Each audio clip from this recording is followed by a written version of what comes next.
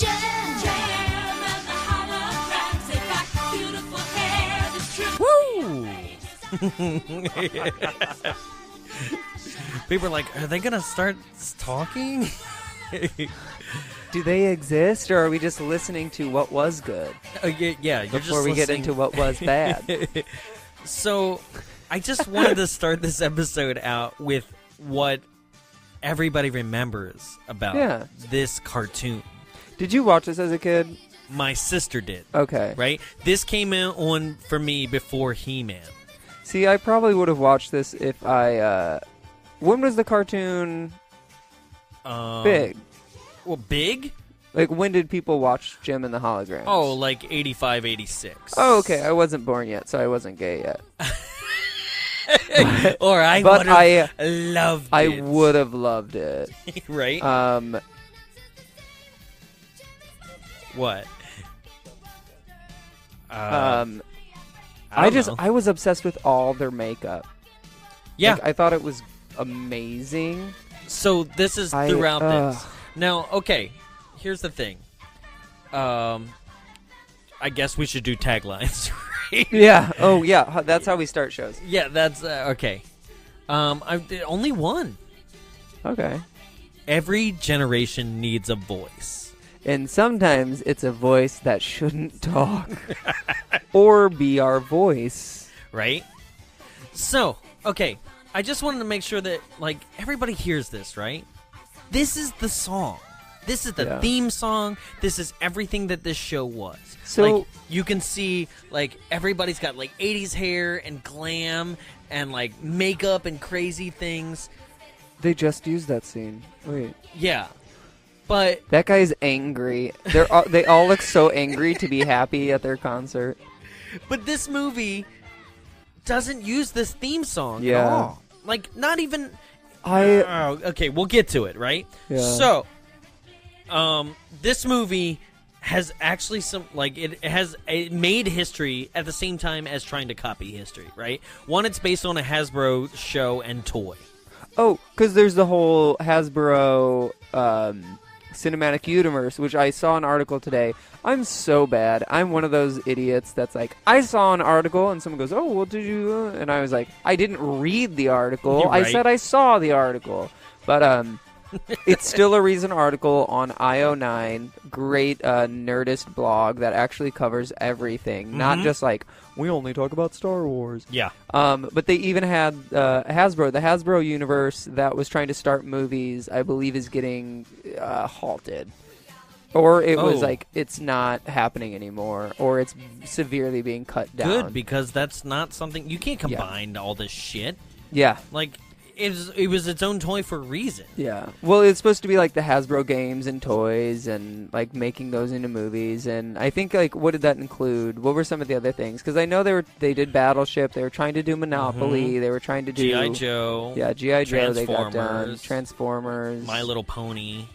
I mean, don't get me started on My Little Pony. We'll get into That's it. disgusting. If you're an adult male into My Little Pony, I'm sorry. Don't do that. I know who you're talking there about. There are poor children that literally search My Little Pony online and then have to read your smut because you can't keep it in your pants for a cartoon horse. And no, don't do it. Do not. But let's hit the totals here, okay? Yeah. With a budget of $5 million and grossing $2.3 million in total, including an opening weekend of $1.3 million, making it the world's worst opening for a major studio-wide release, and therefore pulled from the theaters after the second week. Probably the biggest financial bomb of a major studio movie we've ever done so far. The rundowns go with 3 music video montages, 7 out-of-place references to the cartoon, but not one play of the actual theme song, 3 shameless references to the 80s, 1 highly advanced pre-BB-8 style robot, 9 unknown forgettable songs, 6 contractually obligated cameos, 1 Disney's Frozen reference, 1 end credits teaser, and 44 different pieces of product placement with a 4.1 out of 10 on IMDb, a 42 Metascore, and 18% Rotten. It's 2015's Jem and the Holograms. Let's drop some bombs.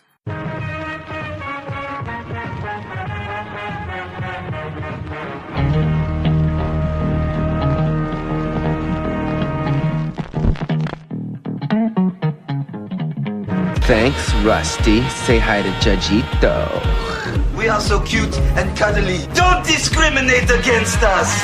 I don't know your name. Lobo. Lobo Miranda. Lobo? Truly?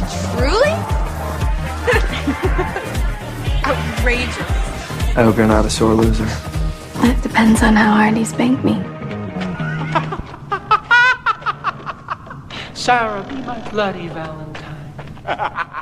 Welcome to Bonds Away, the only podcast recorded inside a projection booth. My name is Jonathan Young. Joining me in the studio, as always, is... a shitty build-it-yourself robot that your dad left for you to build because he didn't think you would have enough self-confidence to grow on your own. Jarrett Seifert. A shitty robot that... Literally, this whole robot scenario is like, Dad didn't think you could do it, so he built you a scavenger hunt so you could get there yourself with his help, idiot. Oh, God. Are we just going to stab it? Like, right now? We're just going to stab right into it? Like, what if she never figured it out? Does that mean that just, like, she never would have known her dad loved her? Yeah, right. So, like, I bring it up every now and then. I don't know if everyone knows this, but tragically, I'm gay. What? What? So I love the women. I love the women empowerment. I love this over the top makeup. I legit, like, as I was watching it, I was like, could I just get some bright pink lipstick and draw a line across my face and fill in the other half? You already do. I know, I do. I get really bored. Sorry. But, like, the way they do it, it just looks so good. He sends me snaps. He's like, what do you think? And I'm like, it's good, You look less scary this time? I don't know. I get really... So, basically, like, my grandparents, they all give us, like, a chunk of money for Christmas, like, in different amounts. And one, I was like... Sephora. I know. I was like, no, this is Target brand makeup that I was like, I'll try to look like a fun drag queen. I don't know. Yeah. It's a fun hobby. Like, I'll show my friends. I'm never going to actually do anything with it. But it's a good way to kill a full 2 hours. If you're trying to, like, beat your face like a drag queen, if you want to do it, like, intense, and I've only done it 3 times, it's never been shorter than, like, 2.5 hours. But so I loved everything about this movie, except I hated everything that wasn't... this movie? No, I hated... That's what you're going to say. No, I hated everything that was, like, any sort of stupid romance, any sort of the stupid scavenger hunt, or, like, any of the betrayal. If it was literally just, like, the establishment of Jim and the holograms and, you know, more of the, like, the contractual stuff, I thought it would have done a lot better. But this, like, shoehorned in robot scavenger hunt, I didn't appreciate. I thought it was stupid, and it just was a sad excuse. I thought, I never watched the cartoon, so I don't know, but, like, I thought... yeah, that's why I'm here to give you the understandings of the robot and things like that. The whole diversity of the sisters, or everything can be solved by singing 5 notes in a row, and then you're all back to being normal sisters. Like, oh, you mean the weird harmony? Yeah, where they're like, Lucy, you're flat. Try again. Like, that kind of stuff took me out of it. It was like, I understood their family dynamic, but it all seemed a little bit weird. And then, of course, you have the classic, like, I think it's now in our culture, if you want a mom and you want it to be, or a mom figure, and you want it to reference 80s, 90s, sure, you make that mom none other than... Molly Ringwald? Yeah. Like, she hasn't acted since Not Another Teen Movie. Oh, that no, was 14 years ago. No, she's done stuff. She's done stuff since then. She pops up in the weirdest places, and, like... I'm talking about a major studio role. Yeah, but that's the thing. Like, it's not always not major studios, but, like, what she does, it's always kind of this role to where it's like, you were a teenager, now it's funny that you're motherly. I mean... It's like that, she typecast... But it's supposed to be that sort of, like, not irony, it's in that weird ground of, like, you grew up, and now you're still Molly Ringwald. Like, she still has that, like, Molly Ringwald about her. She's pointless in this movie. Well, that's also... Sorry, Molly. Yeah. Body your career. Oh, we're apologizing for people that we're harsh to now on this? To Molly, because I love her. Well, she does this, the Molly Ringwald lip thing. Make bad choices. Yeah, they do. I was decided to live. That's bad enough. Everyone's like, God, that got real dark. But no, Molly Ringwald, you know, she does that lip thing. Uh-huh. You know what I'm talking about? Where she's always like, her disgust of like, she raises the lip and then everything else kind of falls. And she's like, really? Like, I love that. But that's her trope thing. And so you never watched this? Not the cartoon, no. Okay. So we're coming from completely different places. So and this I will also be never a saw very the movie. interesting episode. I'm here to... I remember my sister watching it. It came on before He-Man, so I definitely had to kind of sit through it. And then... I just saw that there's a Gem in the Hologram song called Glitter and Gold, and... Okay, I might have to watch all of Gem and the Holograms cartoons. 3 seasons, 64 episodes. Oh, sorry, I just got a little bit wet. So I'm here Drown a to child. kind of fill you in on things that, like, where you're like, I don't understand why the robot was this, or like with the earrings, that's all from the show, that kind of stuff, right? But it's done so poorly. So I went back and rewatched the first episode to prepare for our episode, just to see, like, okay, what's the history? Because you know, the pilot episode kind of sets up things, you know. So the pilot episode sets up that Gem, her name is Jerrica. Yeah, Jerrica. Okay. I'm gonna set up the cartoon. Yeah. Because that happened in the 80s, so it's okay to just set it up now. My story is just a side story. My sweetheart, I had a grade school sweetheart, and her name was Jessica. My name's Jarrett. And so as I was watching this, I was like, and this is in Southern Illinois, where the whole like gay thing isn't. It's okay there now, but during the time when I would have been growing up there, I definitely probably would have been ridiculed and a little bit of an outcast, but I also didn't come out till like 20, so I probably could have hidden it. But if I would have stayed in Southern Illinois, I know I probably would have ended up with her and have been in like a lot of closeted relationship with her. And I think our daughter might have been named Jerrica. Okay. Because Jarrett, Jessica, Jerrica. Oh. And I would have been really okay with that. Cute. Yeah. Because her middle name was my mom's middle name. But then if you would have known this show, you would have, like, just celebrated it, I guess. Yeah, I probably would have had to dye her hair. I would have made my daughter look like a 1980s space sex symbol, and everyone would have been like, what's wrong with your husband that's making all sorts of pretty little dresses for your daughter and doing her makeup? Maybe like, he's a funny guy. Yeah. So, in Gem and the Holograms, the show, basically it's already set up that Jerrica has a band, but it doesn't do well. Okay. Right? Her father is the actual CEO of Starlight Industries. Oh, that's a switch up. Right? Her father, in the first 2 minutes of the pilot episode, dies. They actually show a funeral on the cartoon. Wow. It's raining. It's like very stereotypical. She then, another switch up is that Eric, his name is Eric instead of Erica. So the bad guy in this film is been gender swapped. Oh, okay. As well. So I also need to put that out there. So, now, who is the lady that plays? I mean, she's been in so many things. I've just forgotten. Erica. She's one of my favorite. Like, I never know her name, but she always. Yeah, it's Juliette Lewis. Yes. So Juliette Lewis always has a great. She makes characters so nicely because she can be soft and since sweet. Like Natural Born Killers, right? Yeah, she's always just had such a good like soft, sweet. And then she can also do that kind of like dagger of a human being, and it's a lot in her face to where her face can be so malleable. I love Juliette Lewis. Yeah, I think she's phenomenal. And she's one of the best parts of this movie. Yeah. Oh, she's great in this movie. So, in the cartoon, Eric Raymond tries to take over the company. Okay. Right. Gem or Jerrica stumbles upon these earrings that her father left her, right? And the earrings activate synergy, which Synergy is this holographic program that basically is like, hey, I'm pretty much the embodiment of your mother, right? So her dad boned a hologram? No, basically her mom died. Oh, okay. Like as a child.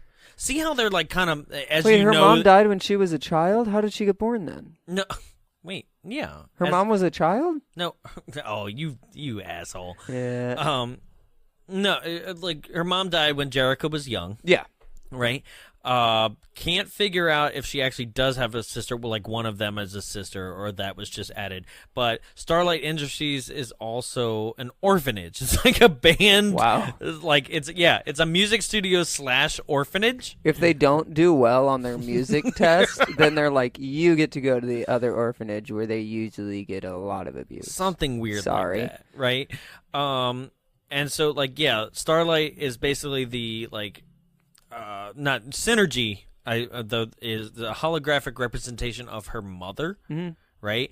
And basically, it's like, hey, I'm gonna help you be successful. That would make sense in the movie. Like towards the end, they're like, he calls Synergy a she, and they're like, oh, you're a girl, so that's why. Okay. So yeah, but then, also it's a robot. Robots don't have genders. Right. There is no BB-8 style robot in the cartoon. Synergy is like an actual lab. It's like a full-on, like, you know, like the rotating reel-to-reel like computers and stuff. It's a full lab, and it's mobile only because of the earrings, the star earrings, right? Now, what Synergy does for them is it actually, Jerrica, the Synergy itself projects a hologram onto her and the rest of the band to transform them into the characters that, you know, Synergy creates the performance, right? So they're basically fucking posers. Yeah. Like, they're not actually good,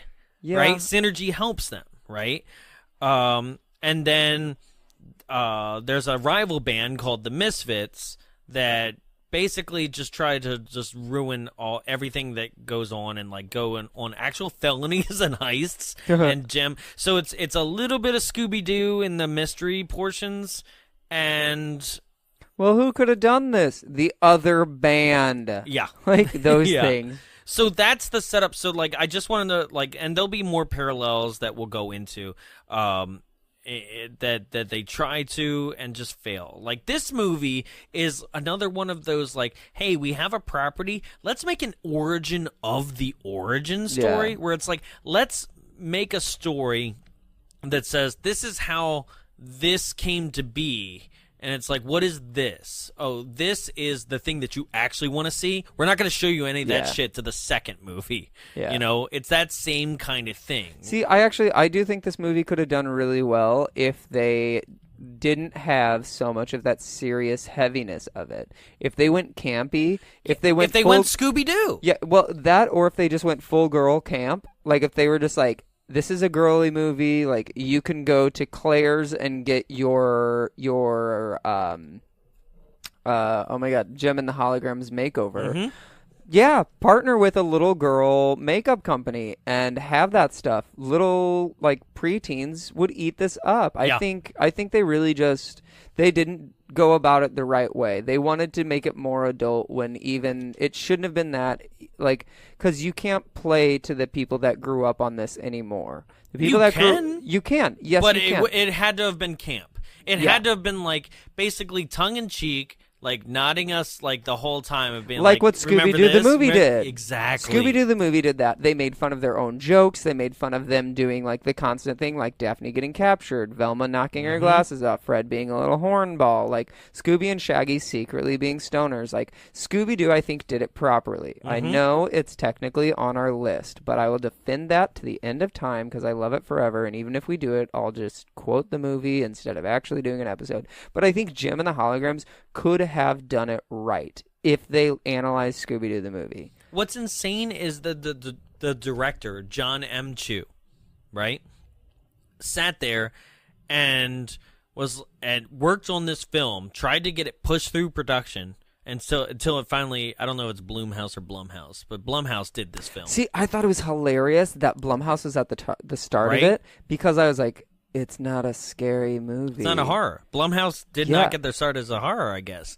But what's interesting is that he, for 11 years, tried to get this film into production. Oh, my God. All because he used to watch it because his sisters watched it. Yeah. Right?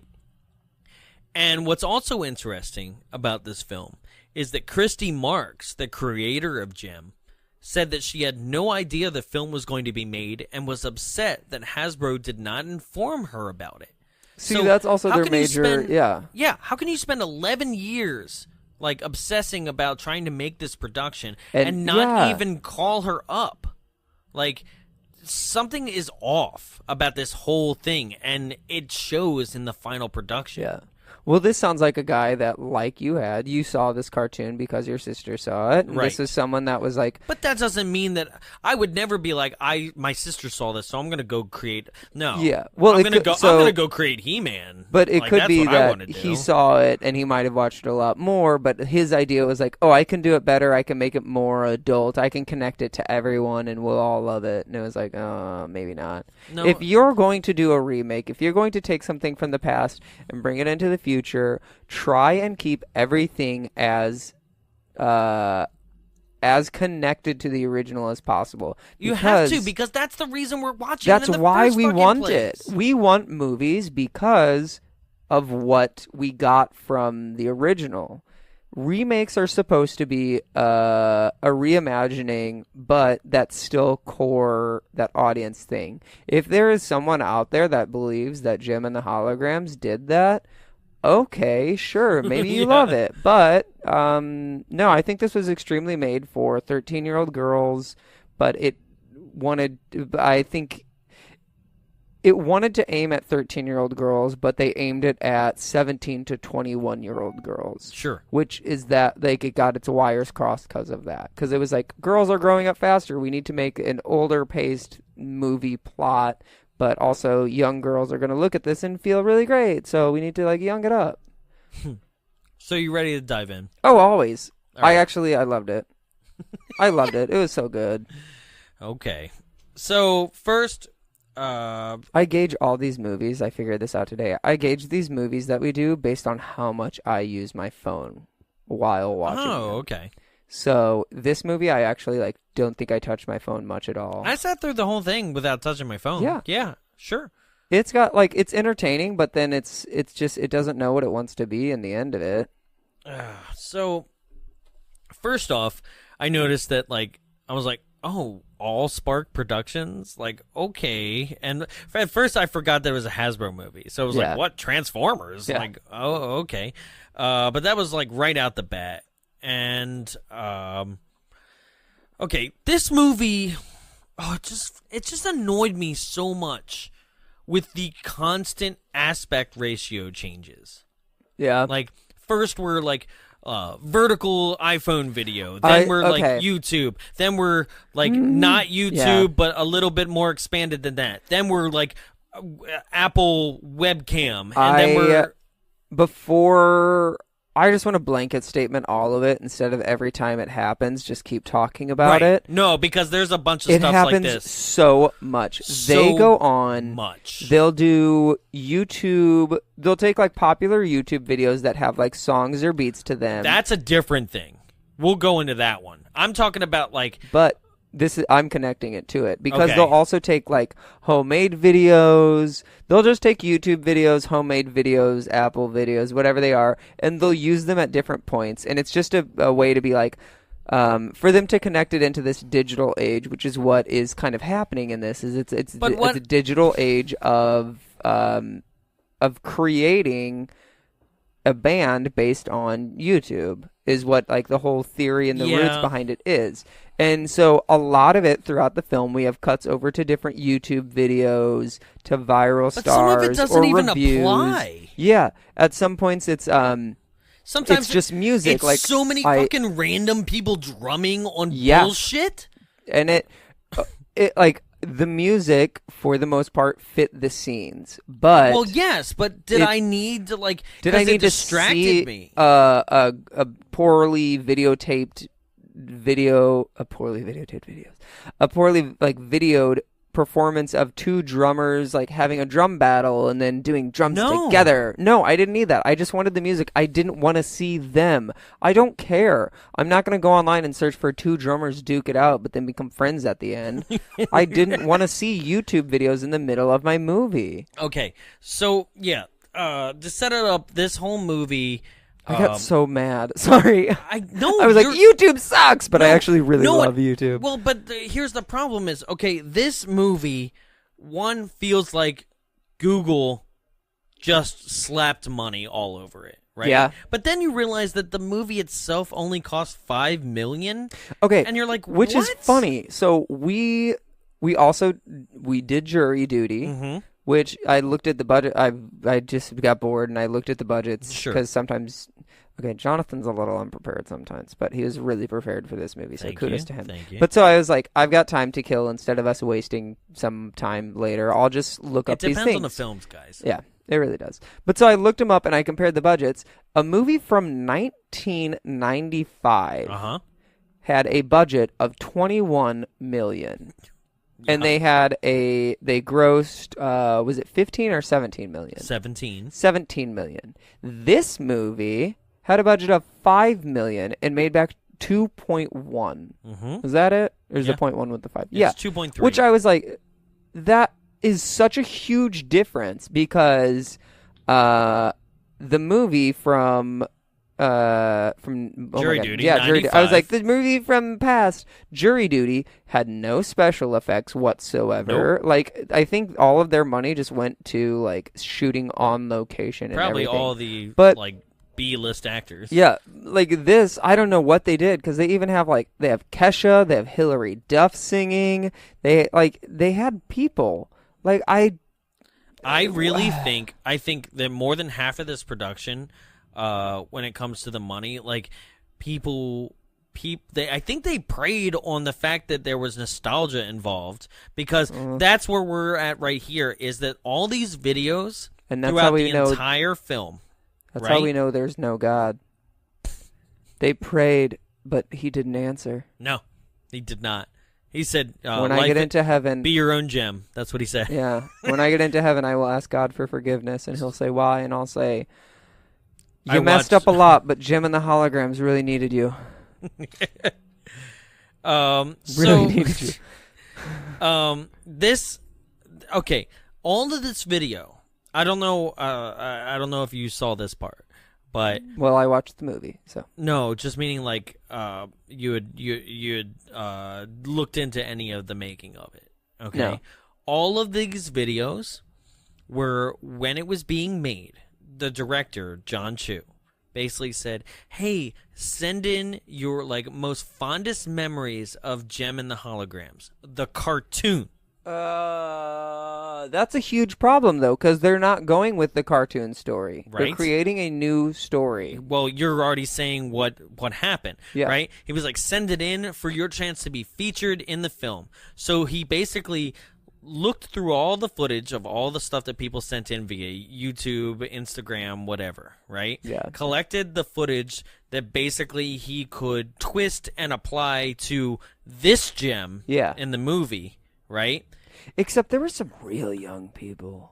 There were some there were some teenagers. Mm-hmm. And I know this came out in 2015, but they were I would say 13-year-olds, maybe 12-year-olds. So well, the majority of the footage seems like at the end portion. Yeah. Right? And they're all wearing the Gem logo shirts and stuff like that. So you can tell that they're older and fans. But the problem becoming is that all these fans were misled that their stuff would be the film at the end would just maybe at the end credits roll or whatever would talk about why we all love Gem in the first place. And he sat there and misconstrued their words, right? And just threw it into about this. And it's I wasn't talking about your piece of shit movie. I was talking about the cartoon that this should have been, But now they're in the movie. It outraged fans. Yeah. People were pissed to even see themselves on screen. Yeah. That's when you've done wrong. I'd be like, oh well, it's okay. Right? People were like, I did not say that about this gem. I said it about that gem. I would still be writing that, though. I'd be like, I was in a movie. I was in Gem and the Holograms. Yeah, that would be my claim to fame. I don't care. But, so, yeah, we start out the movie. Oh, yeah. And it's like, it's a video. It's a bunch of different videos. It's like setting up the YouTube era of Right. you can go on YouTube, you can post a video of you singing, and you can potentially make it. Right. Which, who did that? Who was the big one that did that? Meghan Trainor?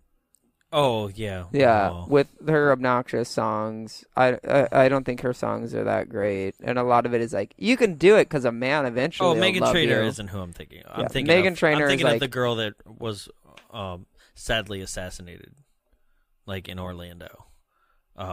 She was on The Voice, and then somebody. Oh yeah, she had a crazy fan incident. Yeah. Gosh, R.I.P. Um, Yeah, I know. I remember that. But okay, this is a movie that basically is we just like keep describing the movie.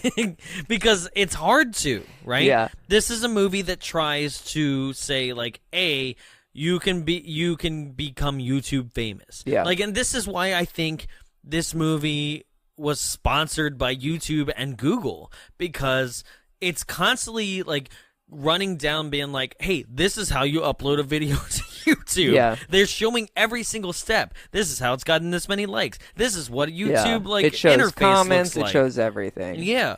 But we start off. We get some videos of people like trying to be famous and whatever, and then we get to Jerrica's video, and Right. she's talking to the telling video. the story of the movie. Yeah, so it's one of those things where you start off and you're like, oh, this is the end of it. How do we get to why she looks so bummered? Right. And then you get her I think establishing. movies just start where they begin. Yeah. So then we get her establishing her family, how she got there. Like, her dad's dead. He used to be a scientist that was also obsessed with music, which I don't know how that happened. But he, like, also somehow managed to have his guitar get hung up in a very prestigious music venue. He managed to Install a flip, like, computerized board in the Pier of Santa Monica. Yep.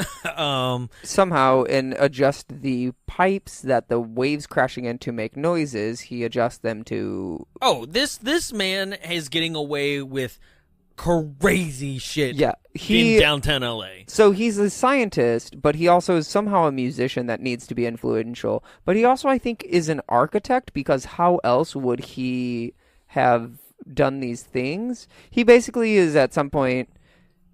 I just want to cover that subplot because it's so stupid. He basically sends his daughter on a scavenger hunt. So his daughter, Jerrica, remembers all of these good things. And Jerrica, this is like her establishing. Jerrica has a sister, and she's a few years younger. Her sister's obsessed with filming everything. Yes, her sister is a social media person that will just like constantly show herself all over the place. She's an Insta whore. Yeah. And I thought her sister was like super famous on Insta. Yeah, Like right. it makes it. Doesn't paints seem her, like she it is, paints though. her. It paints her to It be does, that way, right? Where they're like, look at all Yeah. the pictures, and it's just like when you really think about it, like, or like at least look at it. Yeah. No, she's not. She just takes a bunch of pictures she's just- and posts it, yeah. but she's not famous. Which is like, no, she's good looking enough that she'd be another Insta whore. Yeah.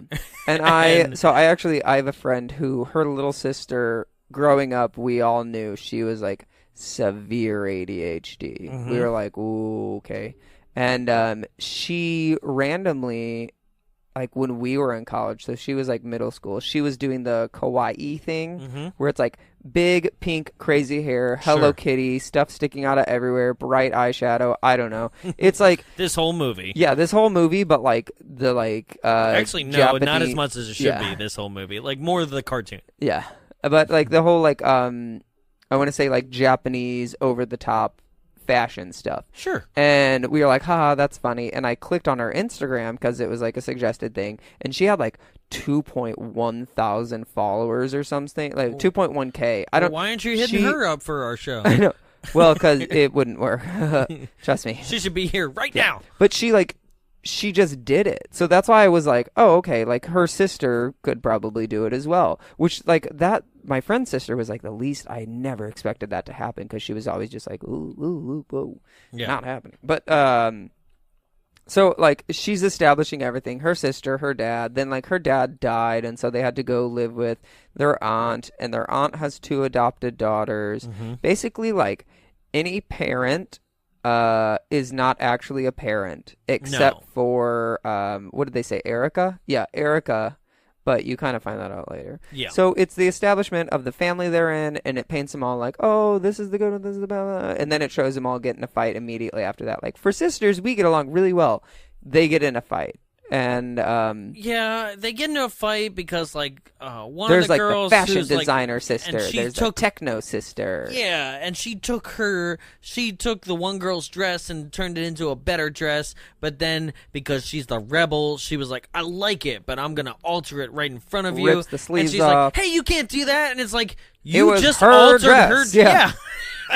And like, but none of it, like, you're just like, shut up. Yeah. Just everybody shut up. Meanwhile, like, it's not fully established, which makes it creepy, like, as it goes, how old they really are. Yeah, I still don't know, and I thought they might have been in high school, but they don't go to school. For Jerrica and Rio to kiss by the end, I guess they are of age. I thought the girls were all in high school. I thought they all were, But too, then she which makes it kisses way Rio, creepy. and I was like, if Rio's the college intern, he's probably maybe 22 or 21. Right. And then she's maybe 17 or 18. So I was like, it could be legal, but it is still a little uncomfortable. There's lines. Yeah. And lines enough where, like, because as soon as Rio comes on the screen, chiseled jaw, like 5 o'clock shadow, you're like, he's like, and also like hating on the girls, Yeah. and hence Jerrica giving him like back talk.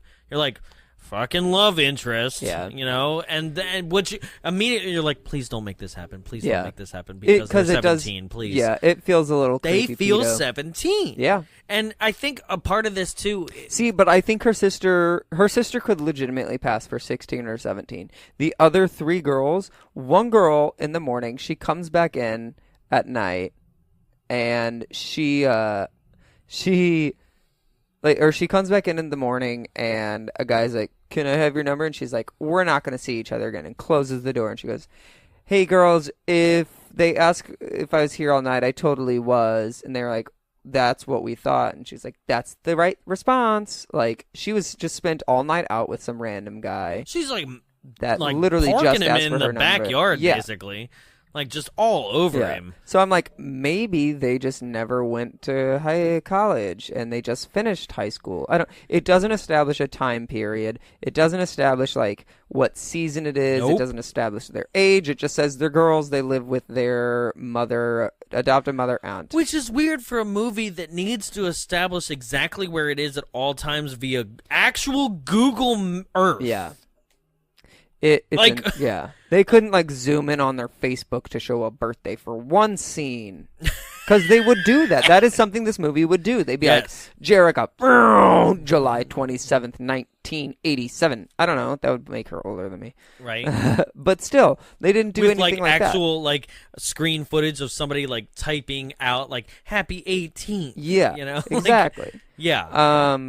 And that could be like the way it started out. Like, I remember it all started my 18th birthday. We're rewriting this movie, and it's going to be a lot better. Yeah, right. So Molly Ringwald is the aunt, and they're fighting, and she walks in and is like, "Girls, fucking give me a C flat or something," right? Yeah. And you're like, that's okay, that's a B sharp, but okay." Right? And they go into like a Gregorian chant together. They all sing something, and then they're friends again. Man. Yeah. Right? It's so weird. Yeah. Because you're like, is that what you do? You just, like, she just shows up and is like, time to Gregorian chant. Except if my kids are fighting, I 100% would just start singing over them just to be like, you can get loud, watch me do this. And then just start fighting, belting like, something never like, give you up, oh no, never I would gonna be let like, you down. do you believe in life and love? And they'd be like, whoa, what? And I'd be like, let me share this with you. But then they start singing with you. I can see something inside. right? They're like, we don't have the rights for that, Dad. So we're just gonna Gregorian chant. Thanks. But Yeah, that qualms everything, and then her little sister is like, let's go into the backyard and make our own music video. It'll be Right. funny, hilarious. And they go in the garage, and the aunt, the They adopted find Molly mother, Ringwald's clothes she from has Breakfast Club. 10,000 wigs, 50,000 outfits, like buckets of Like makeup, a dress-up apparently. chest we Oh, used to have. it's not a dress-up chest. It's a full dress-up garage.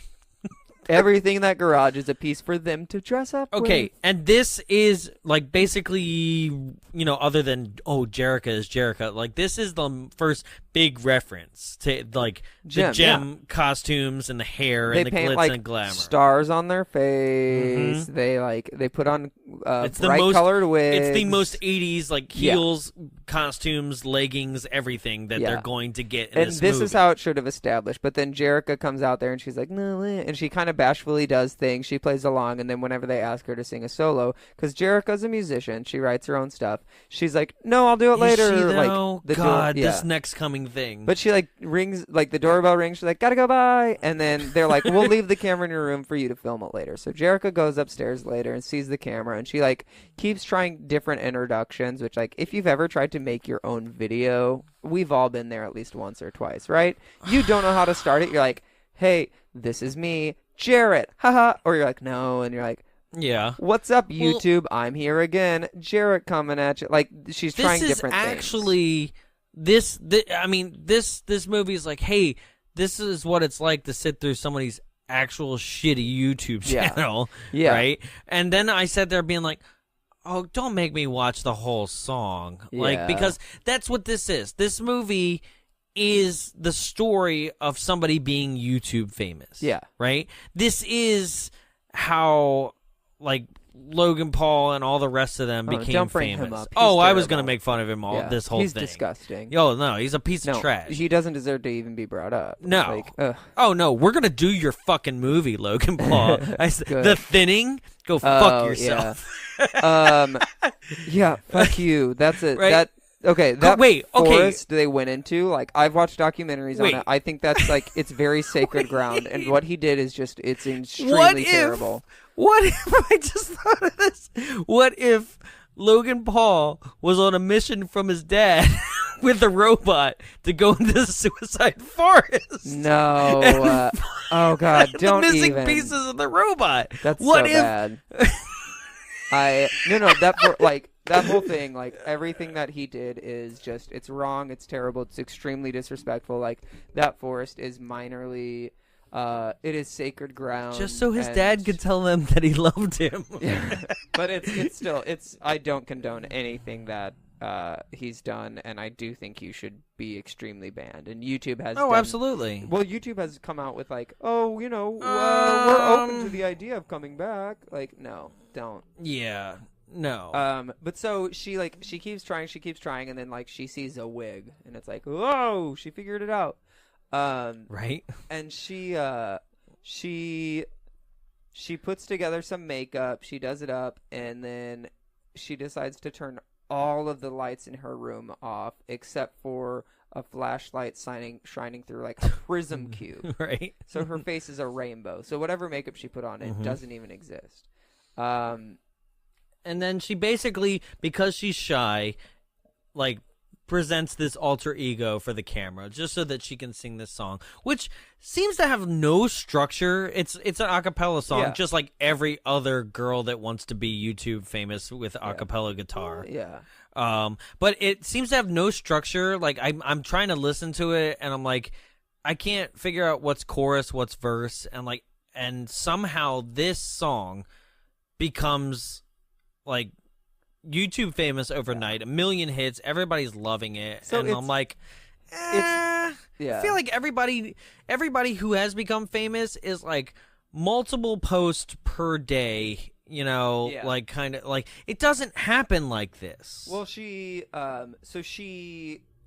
does it. I think people more connect with the lyrics of like, "Oh, you're an outcast. Me too. I feel that way." Blah. My eyes rolled hard on I know that. they did. I was like, they went into the back of his head and disappeared for a second. I was Because like, it's just so, like, the whole movie is encouraging this you can become famous on YouTube Yeah. thing, And I hate that, even though, like, that's what we're trying to do ourselves, I guess. You know? This is the thing, though. In Southern California, there's the dream of you move out here, you try, you do it, you really just put yourself out there. And then you just come up with a podcast 6 years in. That's it.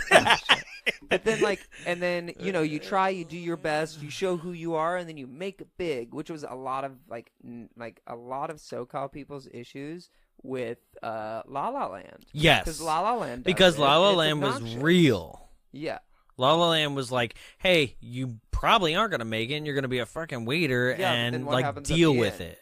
Huh? What happens? Well, yeah, but Exactly. but basically, it's at least telling you, like, hey, like, don't fall for the first guy you see. I want to see a movie about people that come out to Southern California, think they're going to do amazing, and it starts to paint it that way, and then a year or less later, they move back to the Midwest. Because that is about all but 2 of the people that I know that have moved out here. Yeah. Sorry to everyone else, but I used to live with somebody from the Midwest as well. It's super actually, I'm hard. curious what he's doing. It's not easy. I'm not saying it's their fault at all. They're some of the most talented people I've ever met. They're amazing. They're beautiful. But there are people from every single state coming here, going to California, going to every other smaller venue as well. It's hard. It's not easy to break in. And I'm not saying give up, but I'm saying, like, but this movie irresponsibly perpetuates that dream. Yeah, it does. Oh, yeah. Oh, yeah. Irresponsibly. And they already live in Southern California. Yeah.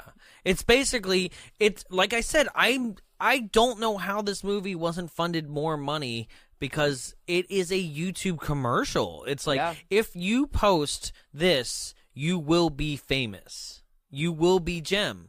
Because basically the end of the movie is like, Jem is all of us. Jem is YouTube. Yeah. You know? Like, it's all of you. Yeah, too. it's like, it's your voice. Figure out. It's all of you, too.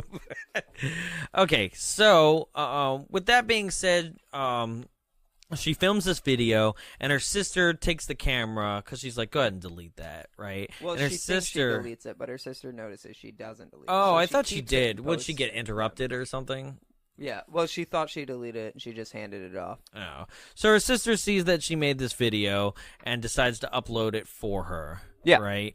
And then overnight, it becomes a sensation. Yeah. Overnight, I mean, really, without you, like, posting it on Facebook once. Yeah, it should have definitely been. Let me tell you how much of a not sensation we are. I know. I was like, this I'm whole happy. movie is just going to be like, hey, you know how success happens fast for some people? You aren't that. Oh, like, man. Are we hating on it because we're just jealous? We're doing this for fun. Because I really did like some of the stuff in this movie.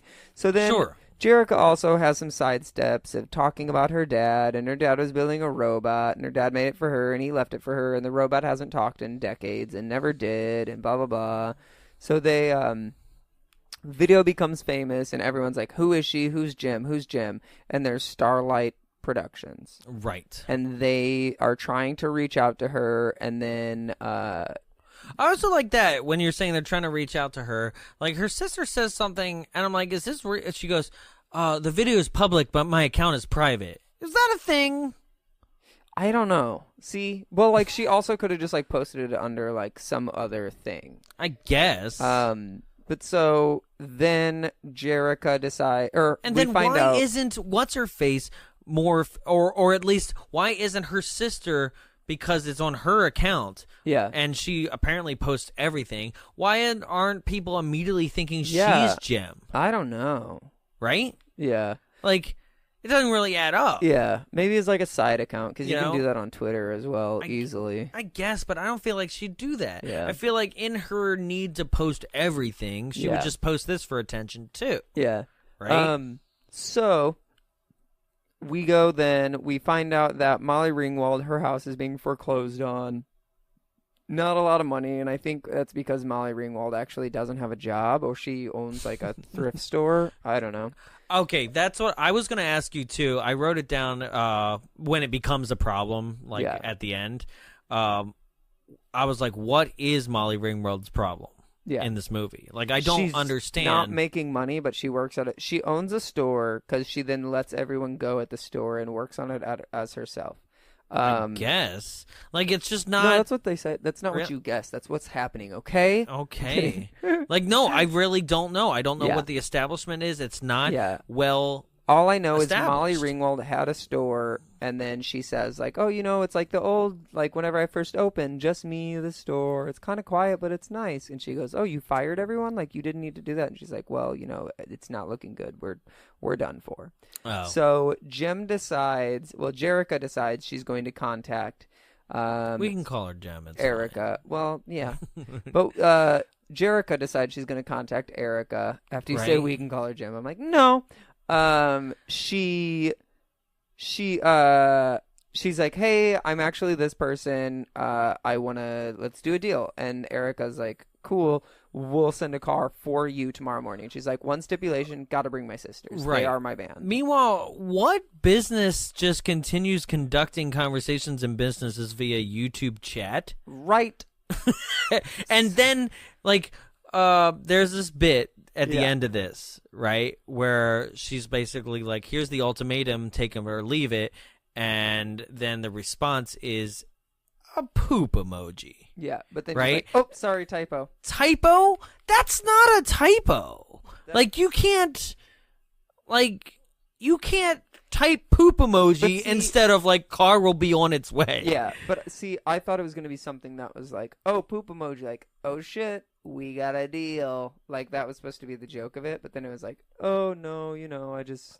No, typo. This was exactly one of those things of being like, we're going to prey on the preteens and they know poop emoji and they're gonna love that joke. Oh yeah. That's not, but that wasn't a joke. Like it doesn't make any sense. Nobody just types shit as their response. Like, you have to deliberately, if you want, okay, everybody knows if you want to hit an emoji, you have to deliberately hit said emoji. Yeah. Like, it's not, like, you can make a typo of, like, I hit the wrong emoji, but you can't go from text to emoji without some deliberate actions. And I don't even know if you can via YouTube Messenger. Hence, I don't even know YouTube Messenger is a messenger. I don't even know if it works. Yeah, I don't know that that's a thing. Like, now YouTube, you're creating things that you wish existed but don't. Yeah. So then, yes. Yeah, they agree. They're like, yes, your sisters can come out with us. Cool, great, amazing. Which is not, I'm pretty sure. They set it up. They set it up to where they agree to have her sisters come out, but they're going to phase them out eventually. Right. Now, another thing about Starlight is that, like, that they don't really do, and they actually filmed it, and but it got cut in post-production, is that, like, Starlight doesn't seem like an established business. Yeah. Right? There's no other recording artist. There's nobody famous. There's nothing that makes you go, like, oh, you should go to Starlight. You know, instead of being like, I'm going to hold out for, like, Warner Records or something, right? They shot something with Ariana Grande. Grande? Is it Grande? I don't know. Like, oh, so it's like Starbucks. Yeah. You're late on that joke. Damn it. I didn't know anybody. I'm sure somebody made that joke. Shit on your parade. Whatever. You're late on it. Whatever. God. They filmed something with her. Yeah. And to establish, like, basically Jem runs into her in the studio and is like, hey, what are you, like, I know you, I love you, I'm a big fan. It's like, yeah, I'm recording here too. Like, so, like, to establish that Starlight is important and is in the business. But no, it got cut, right? Yeah. Instead, it decides to rely on a whole bunch of other useless cameos we'll get to. So we then get, like, all the girls are gearing up. They're going to leave. There's also, like, a bodyguard named Zipper. And then they all get Which is from the show. Yeah. They all get into Erica's car and drive away. The car has 5 seats, and there are 4 girls and Erica. So I don't know where Zipper went.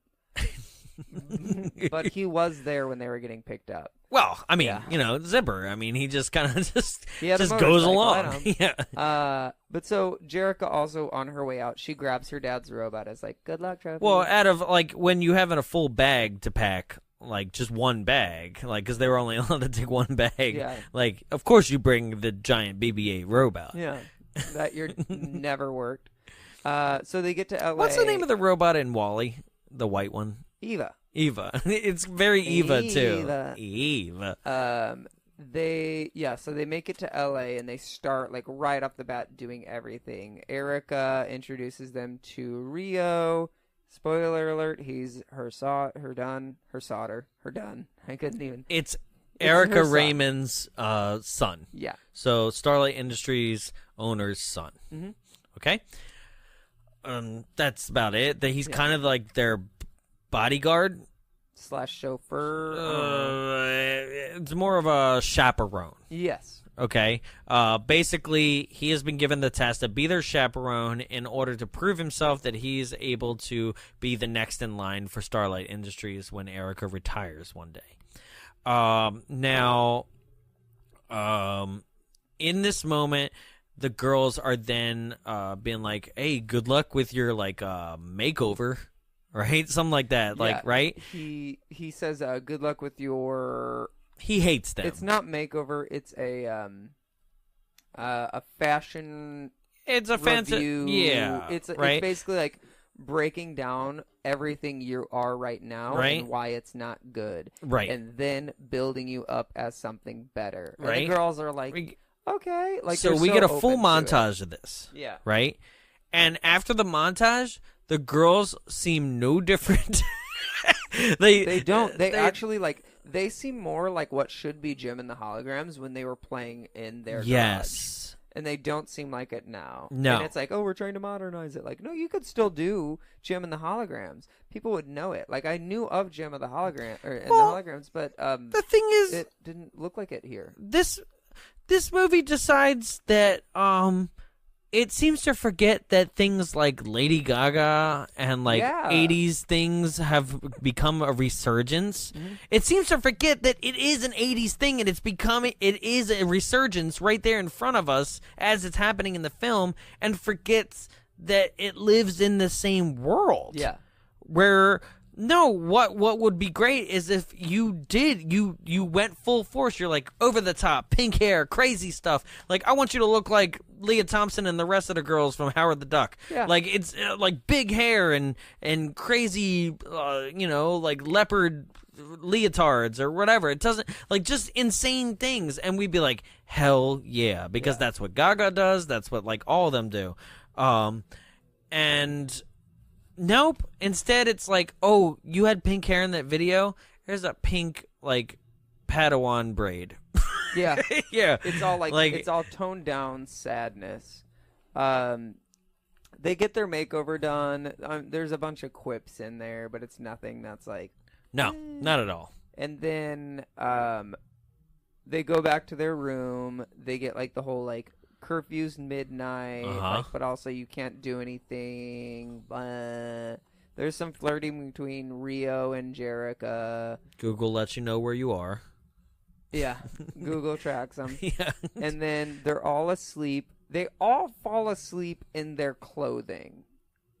They fall asleep in their clothing, and they all have the same room? Yeah, and they're also wearing a lot of makeup, to where it was like falling asleep in glitter makeup probably can't be comfortable. No. I mean, in the one more faithful things, I feel like in very true 80s, like, cartoon, it's fun to have everybody, like, sleepover style sleep in the same bedroom. Yeah. You know?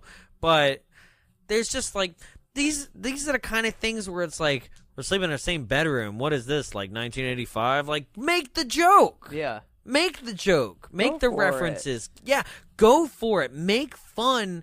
And see, that's the thing is, like, when you talked about Scooby-Doo, they poke fun at themselves. There's no way that this, like, the IP of this movie, intellectual property for those who don't know the lingo. Yeah. There's no way that the IP for this movie could be actually taken seriously. It's a girl who has no talent that a fucking hologram computer decides that it's going to project clothes and a new image onto her, and she's going to be the most famous band in the world. There's no way you could take that seriously. And then they go on like Crime Capers? That's not Like, you just laughed. Yeah. But that was 64 fucking episodes of a cartoon that people loved. You can't take that seriously. So if you can't, why try? Yeah. Just make it fun. And that's the problem, because we're about to get into Synergy coming alive here. Yeah. So that, like, yeah, they all wake up. There's like a weird glowing and noise going on. They're like, "What is it? What?" And then her sister's like, "I'm gonna film it." As Like, everything. all right, cool. Right? And then it turns out it's the robot. And the robot's alive. It's talking, and it shows them like a map. And they're like, "That's Santa Monica Pier. What? What? We used to go there. What?" And it's like, okay, all of this is going to turn into a scavenger hunt. You can tell Sure. right then that's going to happen. Okay, Synergy, Yes. right, is named, like, that's its name, right? But why does it have to be, I'm going to spell it out, right? Why does it have to be 5, because 5 looks like an S, 51N 3RG.Y? Like, why? Why are we trying so hard on some things in this film and then just being like, doesn't matter other places? Well, it was the 51st non-third energy. thing. You know, that's why you use those codes. God, so stupid. So then they're like, let's break out. Let's go do this right now. And it's like, just take your free hour tomorrow and do it. This is a time, and this happens in this movie a lot too, is when she sees Synergy and she looks at it for the first time, they flash back to a clip of her dad making Synergy. Yeah. And with this, like, very 80s video cam, like, where it has the date and time at the top, like, so you know it's 80s, right? Well, it should have been 90s. It should have been, right? No, like a legit should have No, been. no, you're right. Like, when Did it comes say to 80s? well, just meaning like Oh, video handy yeah. cams and VHS cams didn't really, like, you could have put the timestamp, I guess so, you're right, but, like, still, like, there's and that's another thing in the confusion is timeline, because there's a lot of things that I feel are very 80s that don't kind of cross over for some reason, but I'm like, I already saw that clip. I know he made this robot. I don't need because they do it here and they do it later on. They show, like, these footage of him making the robot and hanging out with his daughter. By the way, who filmed this footage? okay. All of the found footage, you cannot see who is filming it. No, not at all. Who filmed this footage? Was it mom, and then she died, but she wasn't as cool, so we only focus on her But dead mom dad? also gets, like, the best angle for dramatic purposes for later on in life. Jeez. Yeah, so they follow Synergy's map. They steal Rio's car, and Yep, they go to they Santa Monica commit Grand Pier. Theft Auto. They find these wind, or the waves crash on these pipes and create noise. This doesn't exist, right? What, In the Santa pipes? Monica, do I don't they? think the pipes exist. Okay, cool. I don't Because know. I was like, well, I've been there. I mean, 3 times, yeah, so- I was there all summer, and Yeah. like, I didn't see anything like that. Like, I know, basically, it seems like they broke into what would be the amusement park part of it, because that's the only part that's fenced off. Meanwhile, from someone who worked the Santa Monica Pier all summer last year, 4 young teenage girls going to Santa Monica Pier sounds like the most terrifying thing I've ever heard. I'm telling you, as a grown adult male, that walking from the parking lot where we had a bunch of employees, like, setting up our little stage show that we had last summer, me walking alone to the end of the pier, which is where the bathroom is, and the only bathrooms that were unlocked, right, was constantly looking over your shoulder, like, people talking to themselves, yelling out to the sky, like, and not because you just came by and they're like, I want to put on a show, because they're in their own world. Yeah. You know, Legitimately lost it. yeah, insane, crazy people. Like, I'm telling you, anybody who's listening to this, do not go to Santa Monica Pier at night. Looking like, for a mystery. It's right. So you got 4 girls. Like, I'm sorry, even 4 girls, you're not going to be able to protect each other from, like, one crazy person. So they find this like water chime, I guess, and then they're like, one of the notes is off. What if I rotate it? And I was like, well, probably not, but all right. And it like unlocks a thing. They find a message from her dad, and it's like a computer. It's chip, under a board. It's yeah. under the peer board, which goes back to the joke we made earlier of being like, how did he know? Like, he had to have constructed this structure, not got caught. installed it, I guess. Yeah.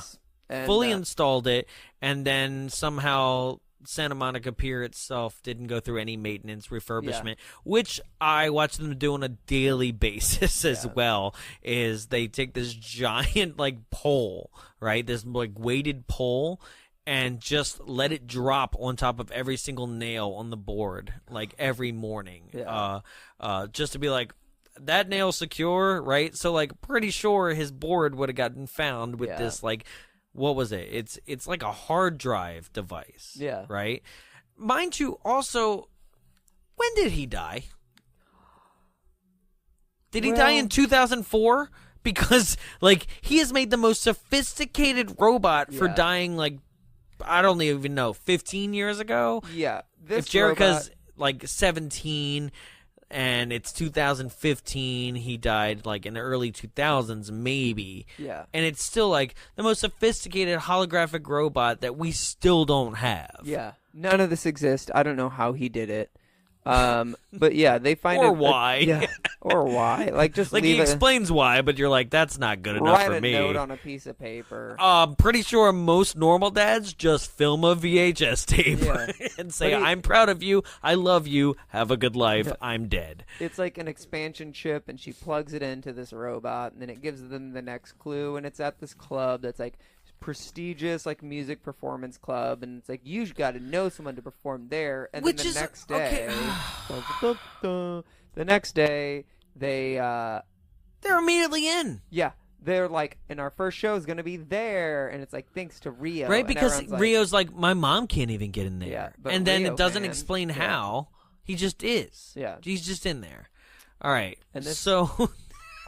and they get to that show, and they perform the song Young Blood. I actually really If I like got young blood, right? It's really good. It's Yeah, catchy.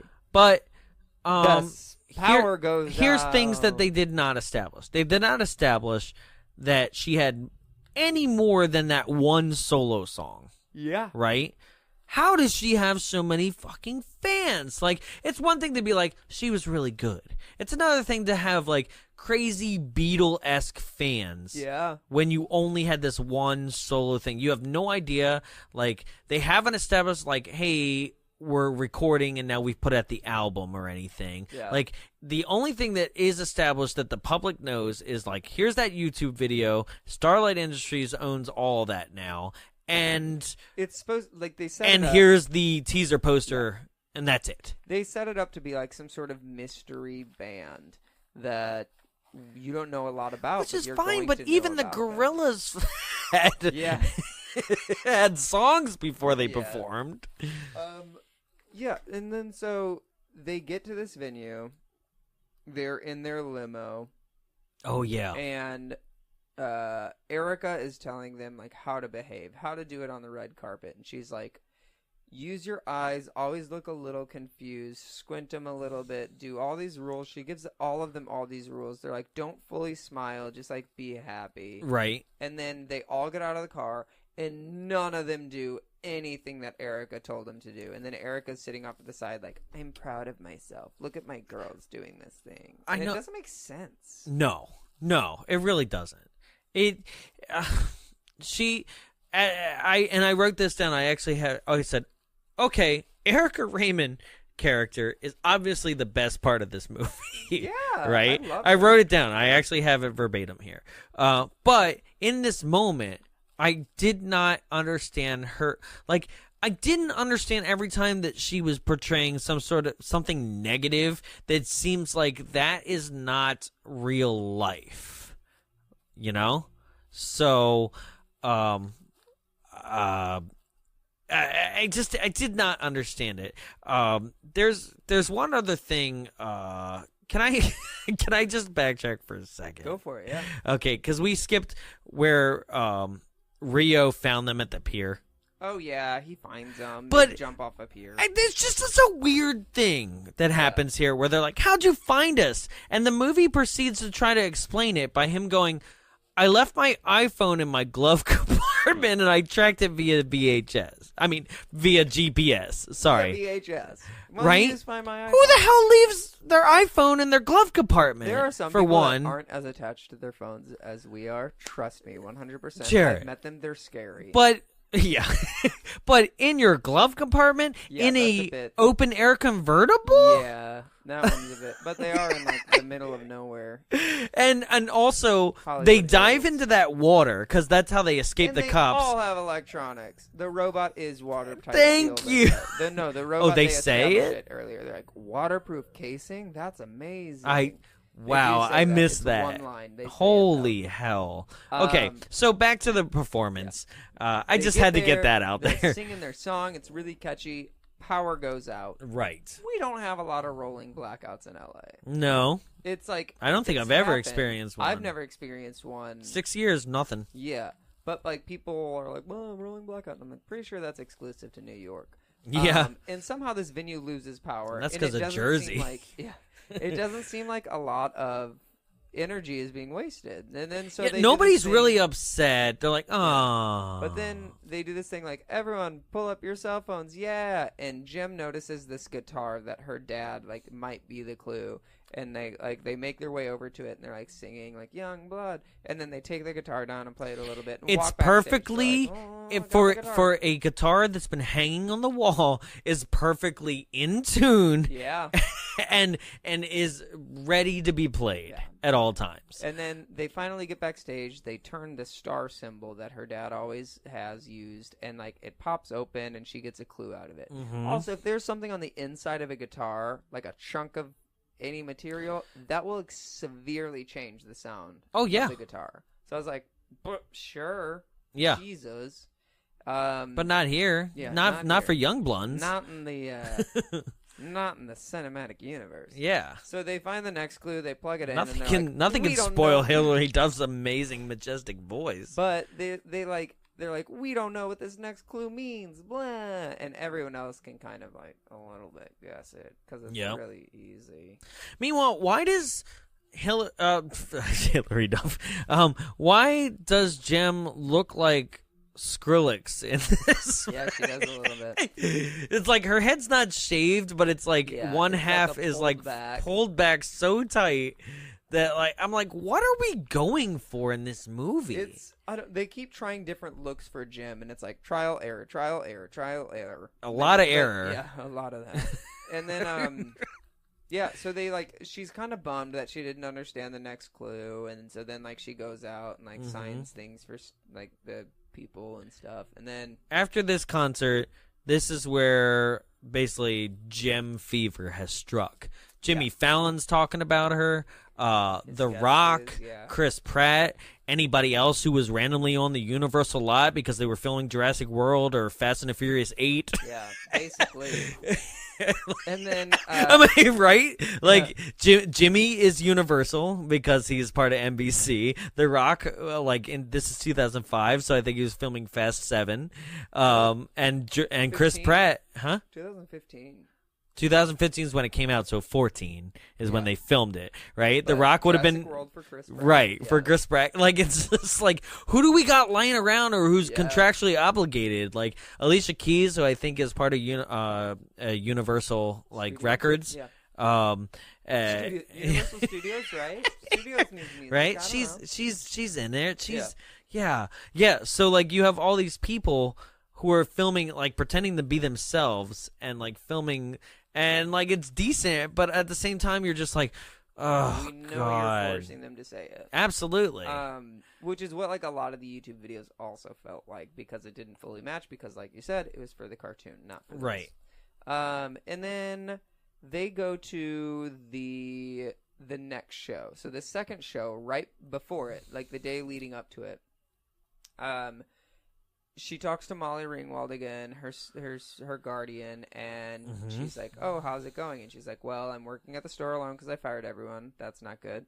And then she's like, "Well, what about like the appeal court date?" And she's like, "That's not happening, so I'm probably going to get foreclosed on within the month." And she's like, No. Like, let me ask for like a forward of money. And so she goes to Erica and she's like, "Hey, can I have some like the cash up front instead of like after the shows?" And she's like, "Yeah, of course. Sign this contract. It means only you will be signed on, not your sisters." And she's like, "I don't know if I can do that." But then she does it. She signs it, but she signs it as Jim. And then the contract says Jerica. Well, it's the same thing as when you sign something as Stormy Daniels. It doesn't mean anything, and that's why you can take the money and then also go on. See, I thought it was going to turn out something like that, to where it's like you sign as a different name, and everyone's like, "Ha ha ha, you are Jim." But then it's like it was supposed to be Jerica that signed it, so it wasn't the same signature as like what I thought it was. Can I ask? That's not the thing. I'm going to ask you something. Yeah. Right. Why not? See, this is another thing where timelines are not established properly. Yeah. Why not milk the band for everything they're worth via Destiny's Child? Yeah. Right? Like, get everything you get 1 album, get 2 albums, maybe even 3, right? Then have Jem go solo. Well, see, it wasn't even that, like, her sisters were bad. No, there was no they reason weren't. to cut them Everything out. was fine. The crowd was digging it. Yeah. Everybody, like, clearly they, in the face of adversity, like, the power going out, they still rocked the show and everything. And yet you are so adamant for some unapparent reason to make Jem go solo. Yeah. Right? I can get it when you were like first trying to get her where you want to go solo, because it's like I didn't even know you had a band, and like that's cool. I think it was a little bit establishment to get to the Misfits eventually, because it could be that whole idea of there's a teaser afterwards with the Misfits where Erica goes there to work with them to take Jim down. And so it could be that like she tried to do that to the Misfits and it didn't work, is kind of like the only thing I could imagine. But that's just a guess. I just don't understand where any studio would be like, we're going to basically break up the band that is brandly newly established, like that people don't even know who you are yet, right? And clearly is successful.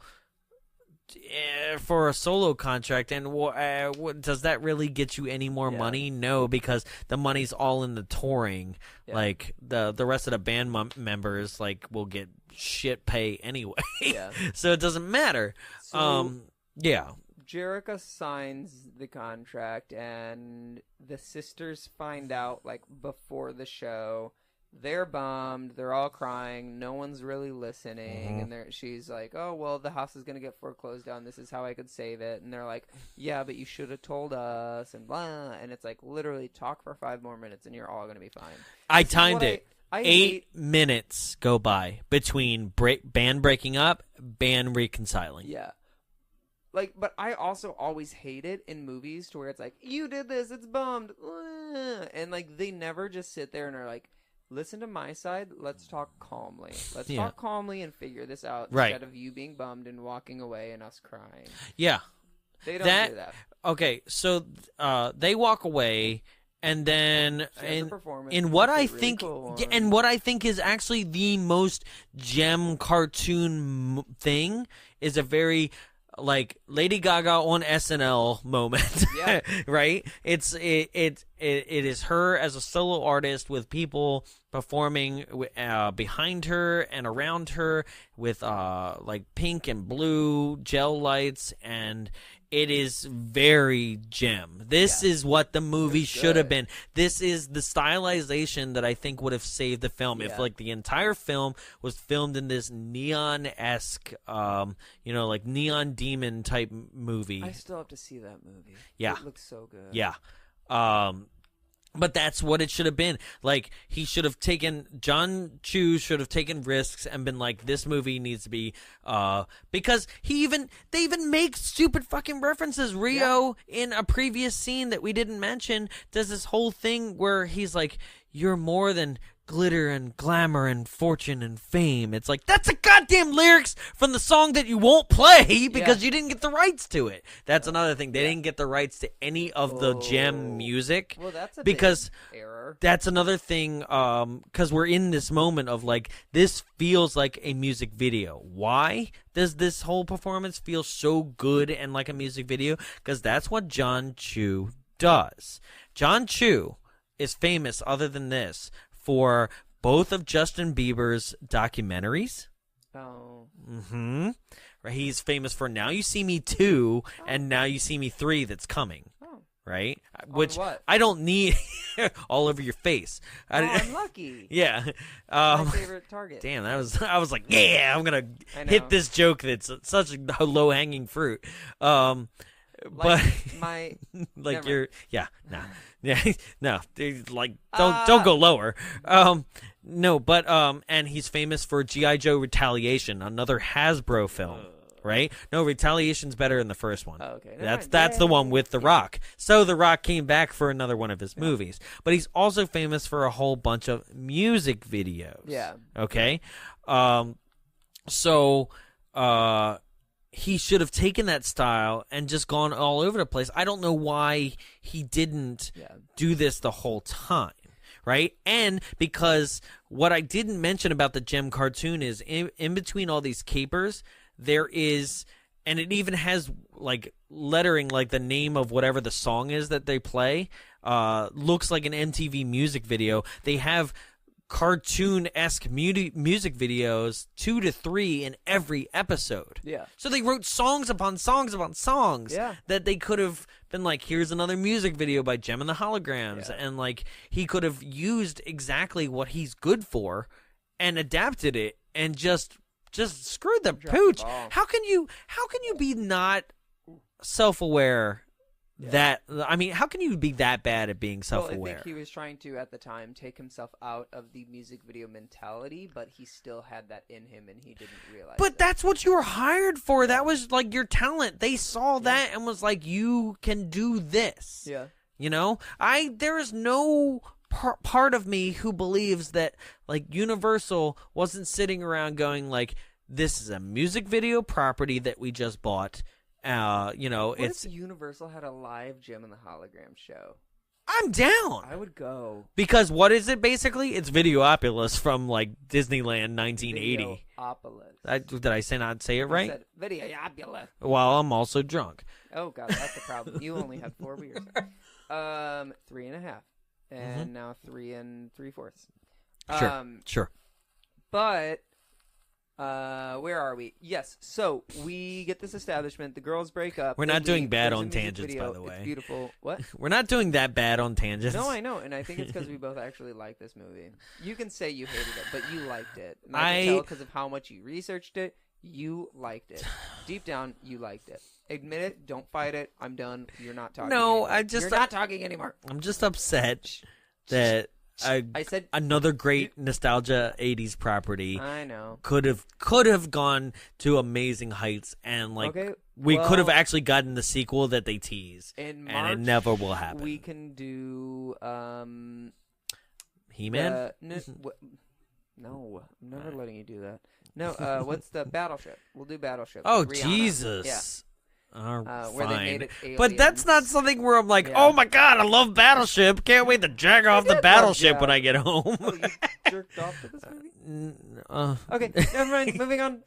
They're 18. They're 18. 18. Stop talking.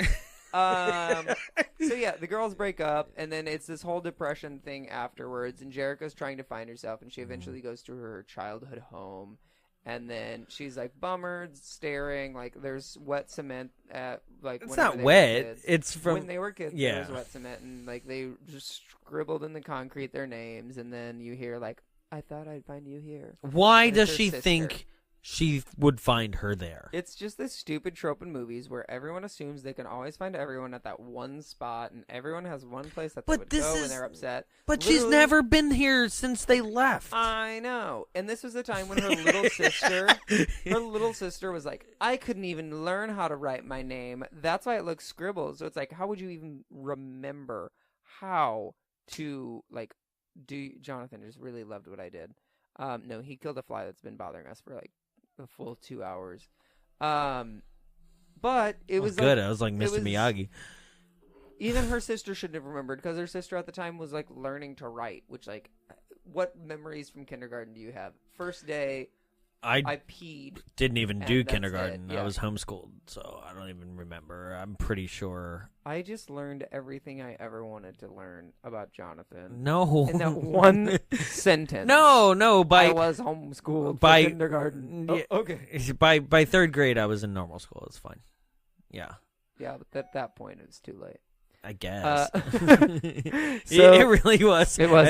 It was catch up. It was playing catch up for all of elementary for me. Don't love me. I'm not the weird kid. You are. Get out. Whatever, guys. So, yeah. Y'all have? Does any of them have a show? No. So they all come back together. They're like, let's fix this, and then it becomes a heist movie. It changes the whole theme and feel and everything. It becomes this like bumbling caper-esque thing. Directly. I was like, that was weird. I went. Oh God, I wrote it down here. I said, yeah, sorry, because there's some things that we did skip, but fuck them.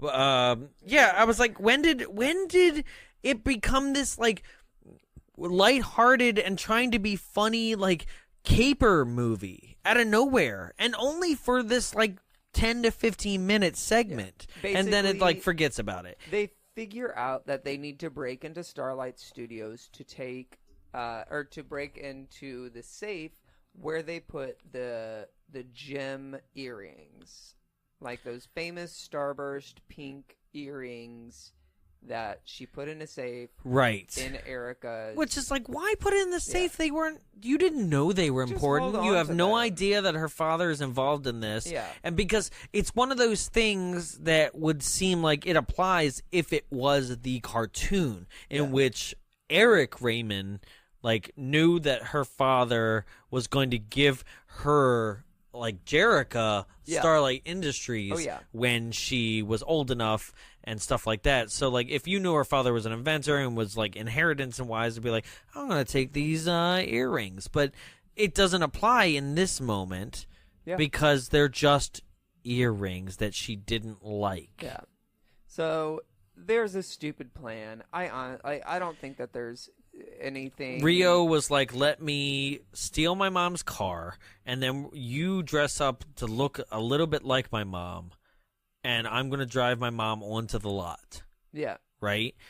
But nobody checks credentials. Like, they just trust her. Right? But also, like, why don't you just trust Rio? Yeah, it's the second. It's convoluted. Yeah. Right? And then they get up to the office, and then like there's a demo tape, like distraction. They start to get out, but then they're like, oh no, they're not letting anyone out. They set off the alarms. And then they have Jim dress up as Jim, and then the security guards are fangirling over her, and there's stupid little like quips about it, like, my daughter's name is Steven. Can you write that autograph out to it? And it's like, oh my God. Is this before or after more random like YouTube drumming intercut between the YouTube stuff? Random drumming was like as they're breaking in, and I was like, just make a drumming sound and I'll get it. I don't want to see a Why YouTube were you cut. like this seemed like a movie that was desperate for any attention that it could get. Yeah. So it's like, hey, these two guys who are famous on YouTube. Yeah, right? You'll see it in our movie. But instead of being like, why don't you just insert the fucking like squirrel? Like, dun dun dun. You know, like. But then they also keep bringing back that stupid water skiing squirrel thing, and they're like, everyone loves it. And I'm like, well, there was that one water tube skiing squirrel, but like if you're gonna insert that, might as well just go full force. Like, why don't you put in Chocolate Rain while you're at it? Yeah. He was Starlight should have been getting Chocolate Rain signed. Yeah. You know, like just go all out, go fun, like, but it doesn't. It tries to be serious when it shouldn't be, and it tries to be funny when it's like you're long past that point, and this is that point where they try to be funny. Like the security guard is like fangirling out. Like this is also a part where I think Zipper does something like to be funny. Well, Zipper's funny moment comes up in a second. So what happens while they're in the safe? Rio finds his dad's will. So Yes. they're leaving, he's looking at it, and you're like, well, he's going to take the will with him, but you don't see that. So then they Sure. go to the venue. But all you of the know. girls, all of the girls start getting ready. Erica walks in and is like, why are you all here? You're out of the band. And they were like, good luck. And Rio is like, no, you're not doing this to them. And she was like, what do you mean? This is my company. And he's like, actually, it's mine. And she was like, your dad, no, he didn't leave that to you. And he's like, well, I got the will. And she's like, no, you don't. I have the only copy. And she pulls out and it's like weird photos or something. It's just gem promotional material? Yeah. And so it like apparently once Rio feels he's ready, he can take over a company. All right, sure. Yeah, I hope my dad's will says like once Jarrett feels he's ready, he can take over of HR for this company. And I'll be like, I don't know, sure. Hire them, fire them. Yeah, whatever. Like that's not how businesses work. Right? I think. It'd be like if my dad wrote in his will, like, once Jonathan's ready, he can be the captain of the firehouse. Yeah. Like what? Like no. That is never. You just write random. Yeah. That's what I'm gonna do. I'm gonna write in my will. When I'm random dead, my shit. son can take over this podcast, but also my co-host No. died 20 years It's ago. even Like, it's things that I have no control over. Like my son can be president, and they'd be like, "Well, we got to follow it." Wills are ironclad. I mean, hey, requirements for presidency don't really seem to exist anymore. Oh, so that's sure. that's accurate. Yeah. I the best will. Yeah. So Rio kicks out. Yeah, Rio kicks out his mother, basically has like the security guards take her away. I do need to touch before this final performance. We need to backtrack to the video of them. To Synergy, to basically They because finished that's the whole Synergy. like thing. Yeah, I didn't even care. I know, I didn't either, but it does present the fact that basically she takes the earrings, right, plugs them into Synergy as well. Which the slot where the earrings go aren't shaped like the earrings at all, and Nope. it's so stupid. Nope. Shape them like the earrings. And Crack it'll be open better. the earrings. Get a SD card out of them. I don't care. Get an Just STD from them. Is what I thought you were gonna say. No. It should have been something that was like, this is the shape of the earrings. This is what. Instead, it's like she Something. plugs the earrings in like a key and like revs it up. I don't know. And it doesn't. There's no like, oh, this is what it obviously looks like. Which I would rather have an obvious like, this is the shape. Those are your earrings. Go for it. Right. But it was like, this is a glowing slot. Put a weird trapezoid Put anything in it. Go ahead. No. Yeah. It made zero sense. And then the connection is her dad being like, these earrings are the last gift to you. And then the connection was like, use your gifts to unlock device. But the thing is, like, he didn't know. This is so convoluted. He didn't know. He didn't know she was going to be a musician. What He if didn't. she He didn't know died? what her Yeah. dreams were. Anything like that, right? So basically, it was like, I need you to become YouTube famous, Yeah. and then go to LA. Once you go to LA, then via scavenger GPS, hunt via GPS location, right? Which is not a thing until like recently, but her dad, I guess, was advanced. Yeah. Says via GPS, Starlight will be activated. Then Starlight will show you the coordinates in which I have said that you need to go to Santa Monica. Right? After Santa Monica, it will give you coordinates to say, like, you now need to become more than just YouTube famous. You need to become world famous in order to get into this, like club. Yeah. In which the next clue will be. And then, if you so happen to have held on to those earrings I gave you, then it'll all come together. It's not even something where it's like, this leads to this leads to this, this leads to this. Big bet. It's hugely a bet. And a lot of the problem that I have with this is the fact that it's like, you did all this just to tell her you were proud of her, and like that you like, it does not prove that she actually accomplished her dreams and goals. She Yeah. might have just broke into that club in the middle of the night and is like homeless. Who even knows? Like, I'm homeless and I only have this robot as a companion, and my life is in the shitter. Yeah. and I stole your guitar, Dad. And I actually do live on the Santa Monica Pier, so that was convenient. Yeah, you know? no, it's close. None of it is based in it all had to be a very one-track path that she needed Absolutely, to take. right? All But- to just tell her you're yeah. proud of her and that you love her. Yeah, Just that was tell it. her that. Yeah, leave a VHS. I don't know, make an MP3. Right? She'll be fine. She'll grow up okay. Yeah.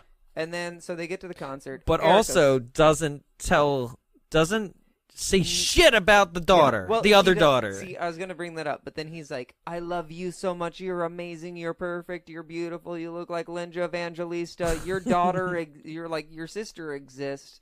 She's pretty cool. she's out there. I think she's mine, but I don't know. And then, just rolls along Yeah. about her. Yeah. So, yeah, Erica is out of the picture. We're back to this concert. All the girls go on stage, and before they do their, final performance, they're like, you're Jim, you're Jim, you're Jim. We're all Jim. Jim just means different and fun and cool and funky, fresh. According- and then it Yeah.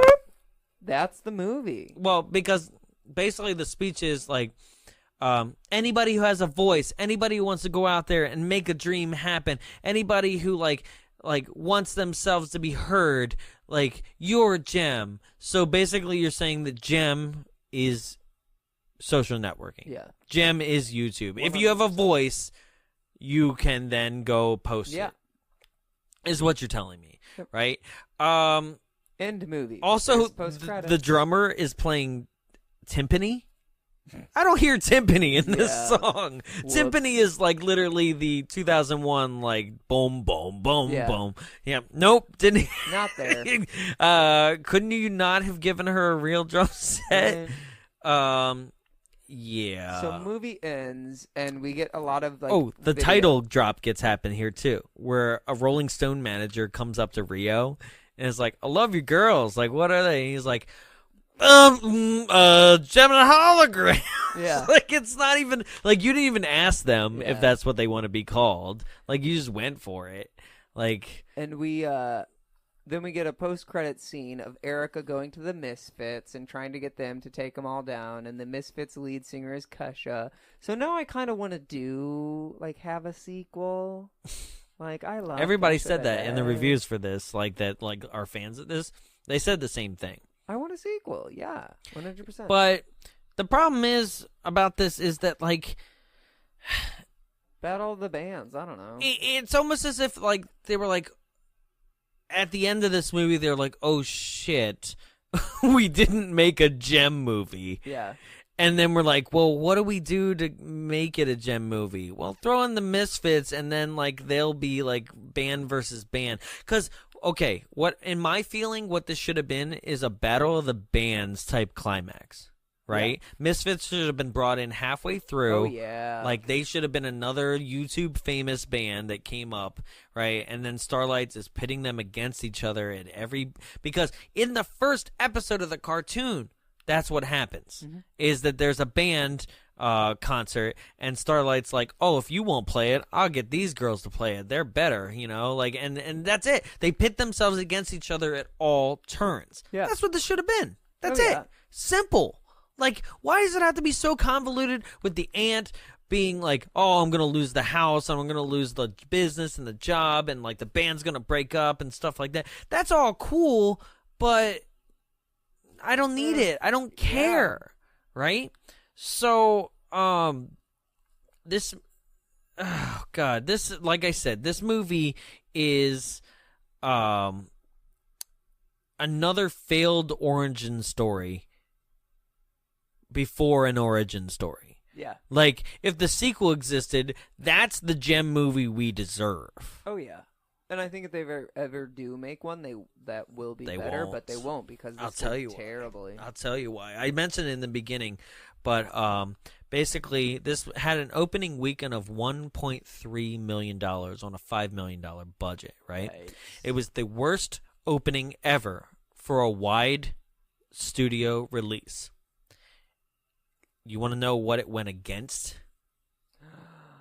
Hold on, this is 2015? Yeah. What month? October.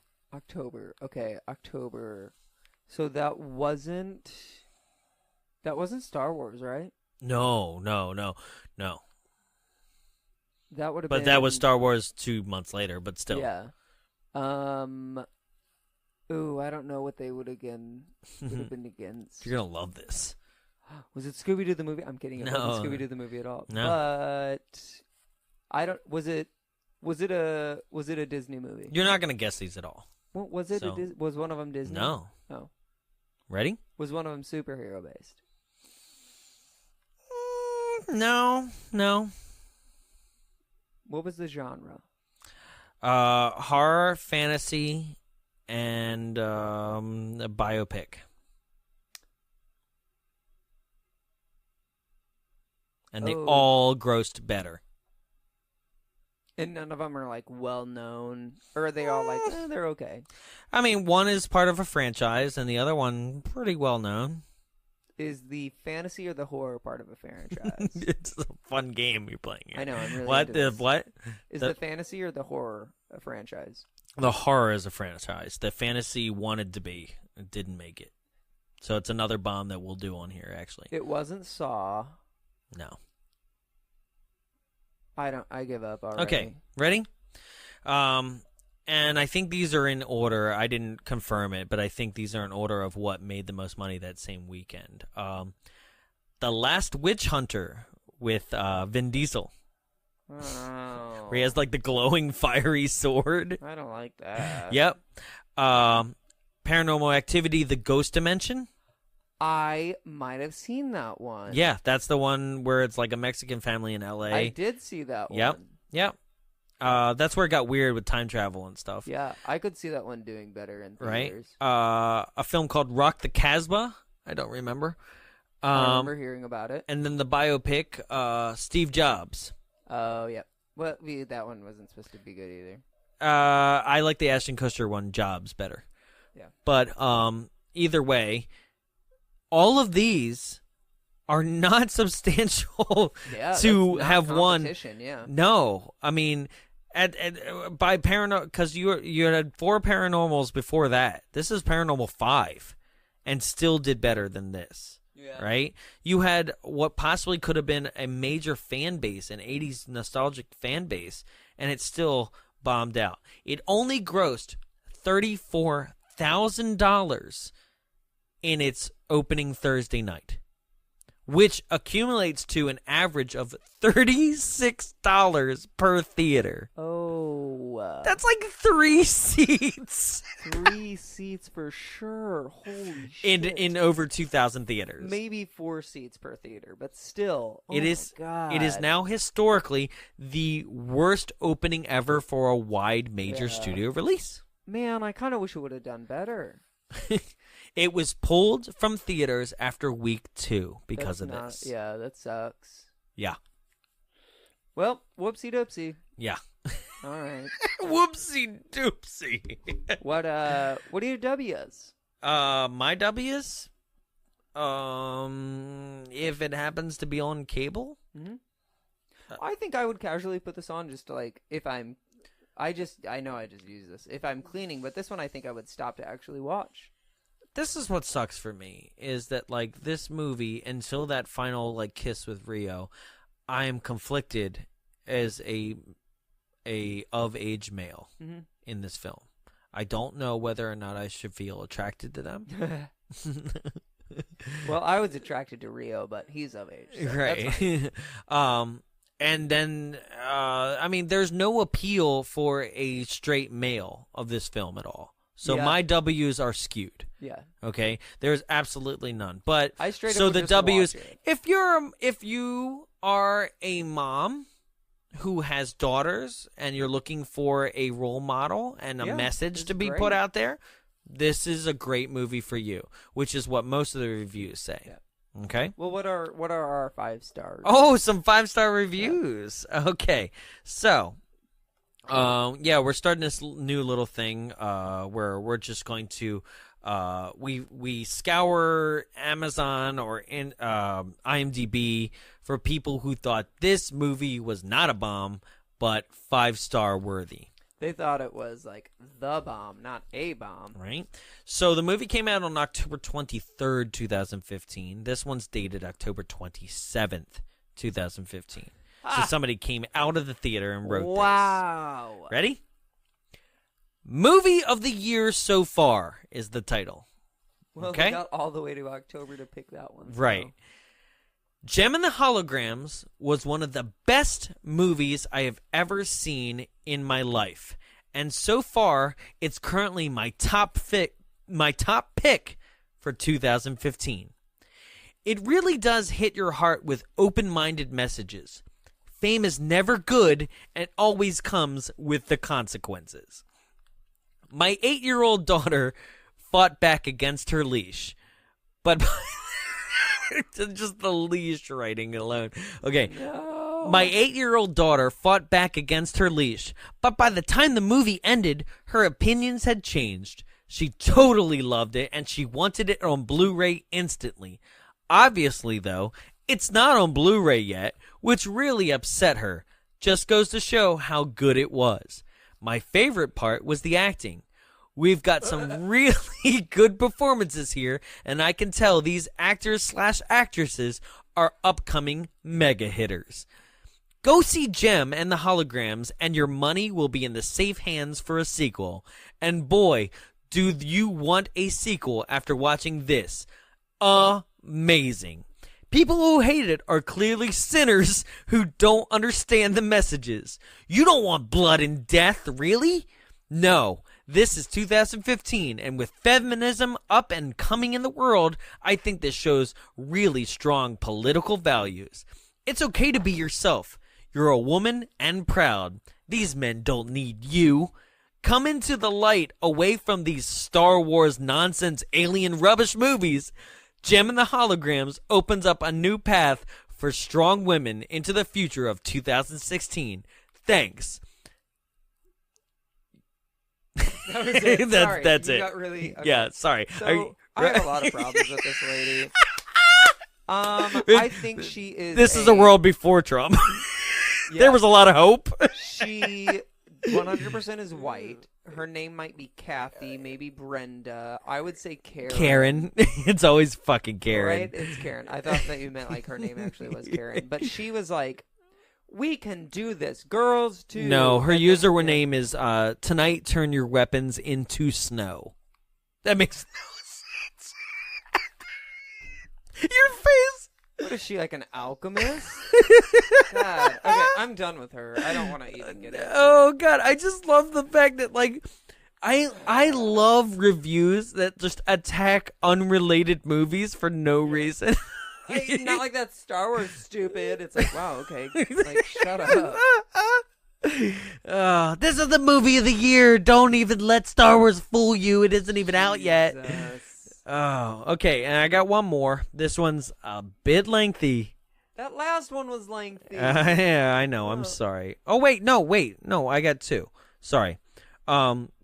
This one's for SR Kalen 20. No, just SR Kalen. Okay? Title: a well-made, inspiring movie that adults need to stop breaking down. Okay? Okay, I could see that. All right. Although many say that this movie is absolutely terrible, I disagree.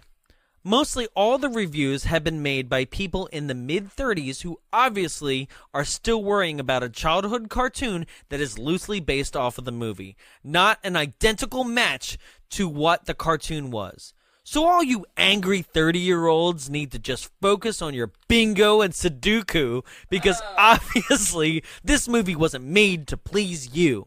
The age range for this was made for young teens. Sorry that this movie didn't fit your needs, but obviously this is awesome music, good acting, and amazing storyline that can go really somewhere. To conclude, I would like to say that this movie inspired me as a person like the cartoon did for you. Young teens now want to be just like Gem, and you 80s kids are stomping on that. They altered the movie a ton to make it more interesting for today's young teens / pre-teens. This was the greatest movie I've ever seen in my life. Whoa. And I was working at the movie theater, and I was already downloading the soundtrack. God. I mean, this one is so, like, attacking. It's clearly, like, either a preteen or a teen that's attacking, like, 80s people, but doesn't understand why they're upset. Yeah. But then also doesn't understand what 80s people like because of bingo and Sudoku. Bingo. Also, I don't want to be like the pooper on your parade. Sudoku. Oh, I'm sorry. You're right. Sudoku. Oh, we have this whole thing. I was reading out names the other night, and our friend Jenny, who is a Universal tour guide, is just killing me. Like, just I'm butchering names left and right. Like, I was like, Ken Watanabe. Yeah. Okay. One more. You ready? Yeah. Okay. So this is by James N. Simpson. I wanted to get a male's perspective. Okay. Title: Aubrey Peeples does a great job in this. If you like her as Lavia Grant in Nashville, you'll love her as Jem. That's the title. Okay. This guy probably just masturbated to the movie. This was a great movie. I watched this movie without knowing it was a film based on a cartoon of the same name from the 80s, and it was only when watching the extras that I learned there was a Hasbro cartoon. I was a kid in the 80s, watched the other cartoons they mentioned, which I don't remember them mentioning anything, right? But I had G.I. Joe ones, but no. But I had never even heard of it. But it does make some stuff I thought was kind of weird in the movie make more sense now that I know that there was a cartoon. The reason I watched it was because I've really got into the show Nashville. And I like Aubrey Peeples, Layla Grant's character, and I think she is actually one of the better singers on the show. Her character doesn't get as many songs or screen time as Hayden Panettiere's character. I probably butchered that too. And most Hayden Panettiere. Okay. And most mine sounds better. And most of the others so I found out she was playing the lead in Teen Becoming a Rockstar movie. I thought I'd check it out. That's what the movie is. It's basically a girl whose father died when she was young who connects with his memory through singing songs as the character called Jem it's one of those weird things. Hold on. That's what this movie is. It's basically a girl whose father died when she was young who connects with his memory through singing songs as the character called Jem that they made up together. Wrong already. Okay. She likes to keep this stuff to herself and her family, but of course, in this viral video world, her younger sister puts up a clip of her playing up on YouTube, and of course, everyone watches it, and everyone wants to know who this mysterious Jem is. Then, it's pretty much your standard young star who loves her younger sisters, who are a band, and wants to share the experience with them. But the head of the record company, played by Juliette Lewis, only wants her and wants to dump the band. But this one throws in a small, cool robot called Synergy, which isn't quite built, and Jem and her sisters must solve clues to find the rest of the robot hidden around LA and to find out what her father wanted her to know. Why you wouldn't just leave the whole thing to your child is a bit odd. I mean, what are the odds the places, parts, and things are hidden wouldn't be renovated or demolished by the time your daughter grows up? Or that she even find them all? No, I want to stop you because Why? I want to stop him. I know, right? Because it's like, this is not... You aren't the synopsis. Oh my god, I'm right? so angry. That's right why now. I did this. I'm so mad. Is there more? How much more? A little bit. Okay. No. It was also a little odd that it sort of comes across. He clearly had a favorite daughter, as he seems to pretty much exclude her younger sister. I'm assuming the other two are adopted since they are at a different race, but he may have just slept around, I guess. The guy doesn't even... This is why I kept going. He just assumed things.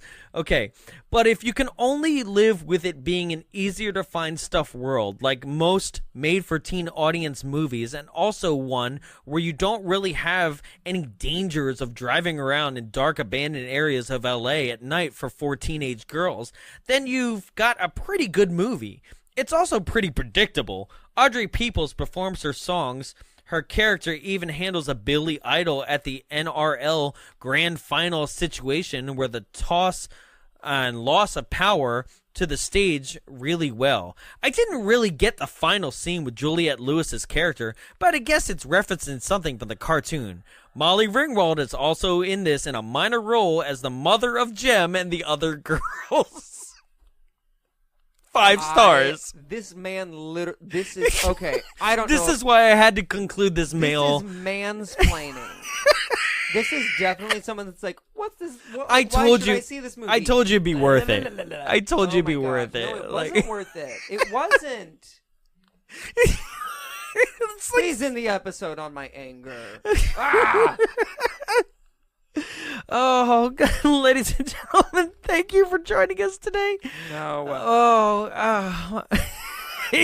Please make sure you rate, review, and subscribe on iTunes and Google Play. You can also find us on Instagram, Twitter, and Facebook. He's so pissed. I'm so mad at that entire review. At Bombs Away Show, you can also make sure that you write us, contact at bombsawayshow.com. My name is Jonathan.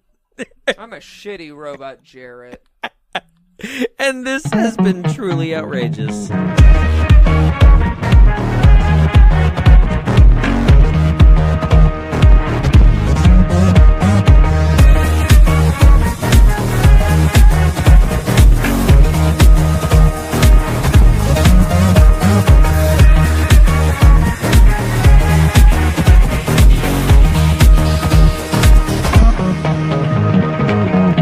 Hey, this is Jarrett with the Bombs Away podcast, and we are here in the Frida Cinema recording our podcast. So the Frida Cinema is a program of the Long Beach Cinematique, and it's located here in Santa Ana in Southern California. It serves the neighboring communities, and it is a non-profit art house cinema dedicated to enriching, connecting, and educating communities through the art of cinema.